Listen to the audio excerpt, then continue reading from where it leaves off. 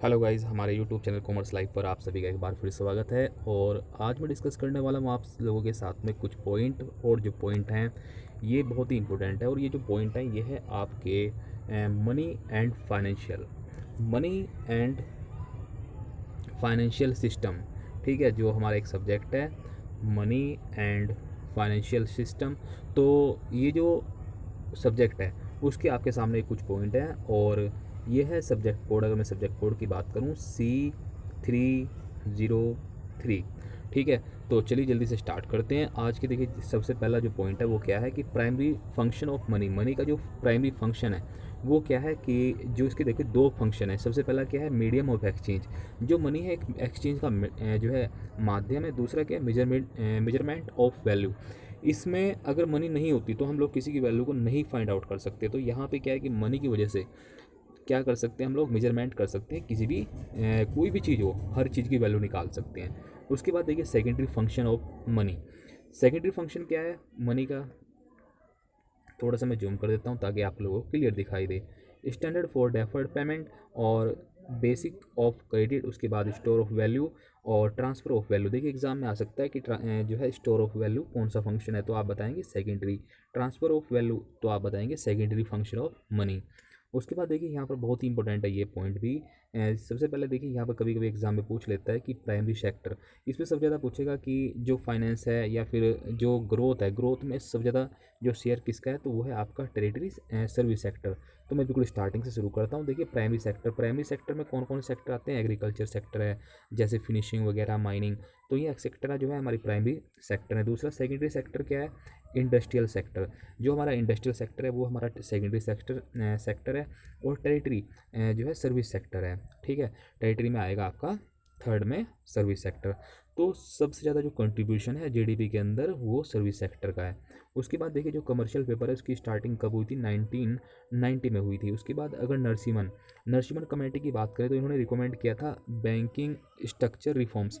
जो नरसिम्हन कमेटी बनाई गई थी उसने इस चीज़ का सुझाव दिया था कि बैंकिंग के जो बैंकिंग स्ट्रक्चर है उसके अंदर सुधार करने चाहिए। उसके बाद अगर मैं शिवरमन की बात करूँ, शिवरमन ने जो है ना नाबार्ड, जो हमारा नाबार्ड है, नेशनल एग्रीकल्चर रूरल डेवलपमेंट जो बैंक है नाबार्ड, तो नाबार्ड के लिए इन्होंने रिकमेंड किया था। उसके बाद चलते देखिए नेक्स्ट पेज पर। देखिए नेक्स्ट पेज पर जो दिया हुआ है, यहाँ पर दिया हुआ है कि जो इंडस्ट्रियल फाइनेंस है, इंडस्ट्रियल फाइनेंस जो है फर्स्ट, जो इंडस्ट्रियल फाइनेंस है जो फर्स्ट है वो है आपका IFCI। उसके बाद देखिए यहाँ पे चलते हैं रेपो रेट। रेपो रेट क्या होता है, रेपो रेट क्या होता है कि लैंड मनी। देखिए यहाँ पे क्या करता है कि आरबीआई देता है, किसे देता है, कमर्शियल बैंक को। और जो फिलहाल जो रेट चल रही है रेपो रेट की बात करें तो 4% है, रिवर्स रेपो रेट। देखिए कभी कभी क्या है कि लैंड मनी कमर्शियल बैंक, ठीक है, जो है आरबीआई लेता है। और कौन देते हैं, ये जो कमर्शियल बैंक है, कमर्शियल बैंक देते हैं आरबीआई को। और जो रिवर्स रेपो रेट है वो चली 3.35। मैं एक बार फिर से दोबारा बताना चाहूँगा, रेपो रेट जब आरबीआई कमर्शियल बैंक को देगा तो रेपो रेट, और जब जो आरबीआई है कर कमर्शियल वालों से लेगा, बैंकों से लेगा मनी उधार, तो उसे हम लोग कहेंगे रिवर्स रेपो रेट। उसके बाद देखिए बैंक रेट। बैंक रेट को दूसरा नाम है डिस्काउंट रेट। ठीक है, तो डिस्काउंट रेट है। उसके देखिए बाद क्या दिया हुआ है, आरबीआई। ये जो डिसाइड करता है आरबीआई करता है बैंक रेट को। और जो शेड्यूल, एक बार मैं क्लीन कर देता हूँ स्क्रीन। उसके बाद देखिए शेड्यूल कमर्शियल बैंक जो है ये एक long term not collateral security. देखिए जो बैंक रेट है, और आपका दूसरा है प्राइम लैंडिंग रेट। देखिए जो हमारी यहाँ पे बैंक रेट है, एक मिनट, बैंक रेट, तो बैंक रेट को हम लोग कहते हैं डिस्काउंट रेट। और ये जो बैंक रेट है, देखिए यहाँ पर क्या होता है, आरबीआई आरबीआई क्या करता है, जो हमारे शेड्यूल कमर्शियल बैंक होते हैं उन्हें लोन देता है कौन सी रेट पर, जिसे हम लोग डिस्काउंट रेट भी कहते हैं या फिर बैंक रेट भी कहते हैं। और किसके लिए देता है, लॉन्ग टर्म के लिए, नो कोलेटरल सिक्योरिटी, कोई भी सिक्योरिटी के लिए बिना। उसके बाद देखिए यहाँ पर रेपो रेट और बैंक रेट ऐसे लगता है जैसे एक जैसे हों। यहाँ पे भी आरबीआई दे रहा है कमर्शियल बैंक को, और यहाँ पे भी आरबीआई दे रहा है कमर्शियल बैंक को। लेकिन यहाँ पर क्या है कि ये ऑल बैंकिंग को दे रहा है, यहाँ पर सिर्फ और सिर्फ शेड्यूल बैंक को दे रहा है, यहाँ पे ऑल बैंकिंग को दे रहा है। उसके बाद नीड कोलेटरल सिक्योरिटी, यहाँ पर रेपो रेट में क्या है, अगर जब आरबीआई देगा कमर्शियल बैंक जो सभी बैंकों को कोई भी अमाउंट, तो वो वहाँ पर कोलेटरल सिक्योरिटी रखवाएगा, लेकिन यहाँ पे बैंक रेट में कोलेटरल जो सिक्योरिटी है उसकी नीड नहीं होती है। उसके बाद चलते देखिए एसएलआर। एसएलआर क्या है कि एक proportion to the liquidity assets and time deposit.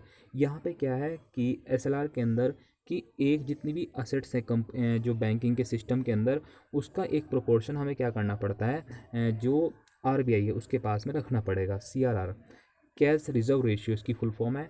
उसके बाद देखिए ये भी परसेंटेज ऑफ मनी, जितनी भी परसेंटेज है, जितना भी ये समझिए जितना भी जो फंड है बैंक के पास में उसका 1%, ठीक है, किसके पास रखना पड़ेगा, विद आरबीआई, और वो भी कैश में रखना पड़ेगा। सीआरआर कैश में रखना पड़ता है, और ये हमें एसएलआर कैश में रखने की ज़रूरत नहीं है। उसके बाद चलते हैं मिनिमम रिजर्व सिस्टम। देखिए यहाँ पे क्या है कि मिनिमम रिजर्व सिस्टम, देखिए जब आरबीआई नोट इशू करेगा तो इसने एक रिजर्व बना रखा है अपना 200 करोड़ रुपए का। उसके बाद 200 करोड़ में 115 जो करोड़ है वो है गोल्ड, और जो हैं ये कहिए कि 115 करोड़ का क्या है, गोल्ड है इसके पास में, और जो रिमेनिंग बैलेंस है वो वाला है फॉरेन करेंसी के अंदर। जो आरबीआई है, आरबीआई की कुल अगर हम लोग बात करें कि जो मिनिमम रिजर्व जो सिस्टम के अंदर इसके पास कितना फंड है, तो 200 करोड़ रुपए हैं, 115 करोड़ गोल्ड में और 85 करोड़ फॉरेन करेंसीज के अंदर। उसके बाद देखिए prime landing rate. Prime landing rate क्या होती है, बैंक लैंड्स टू कस्टमर्स। देखिए जो बैंक है अपने कस्टमर को जिस रेट पर उधार देता है उसे कहते हैं प्राइम लैंडिंग रेट। चलिए आगे चलते हैं। देखिए यहाँ पर कुछ आपके सामने जो है बैलेंस शीट। देखिए जो हमारा बैंक है, तो बैंक अपनी जो है बैलेंस शीट बनाता है बैंकिंग सिस्टम के अकॉर्डिंग। तो यहाँ पर चलता है शेड्यूल। देखिए शेड्यूल 1 में एग्जाम में पूछा जा सकता है कि कौन है शेड्यूल में क्या रखा जाता है। तो शेड्यूल फर्स्ट में कैपिटल, सेकंड में रिजर्व एंड सरप्लस, और थर्ड में डिपॉजिट, फोर्थ में बोरोविंग, और फिफ्थ में अदर लाइबिलिटीज़, सिक्स में cash and balance with RBI, और 7 में balance with bank and money. उसके बाद 8 में जो है इन्वेस्टमेंट। तो 8 भी आ चुका है एग्ज़ाम के अंदर, और फोर्थ थर्ड भी आ चुके हैं, तो आप इन्हें एक बार देख लीजिएगा। और उसके बाद देखिए ये बहुत इंपॉर्टेंट है, तो इसे आप ज़रूर ध्यान रखिएगा। मनी सप्लाई, जो मनी सप्लाई है M1 M2 M3 M4 से मिलकर बनती है। अब M1 क्या है, M1 का मतलब है currency with public, demand deposit with banking system, और अदर डिपॉजिट विद आरबीआई। मतलब ये बिल्कुल लिक्विड चीज़ें हैं। लिक्विड का मतलब एकदम नगद चीज़ें हैं। तो ये क्या है, लिक्विडिटी टू, यहाँ से लिक्विडिटी चलती है हार्ड की तरफ।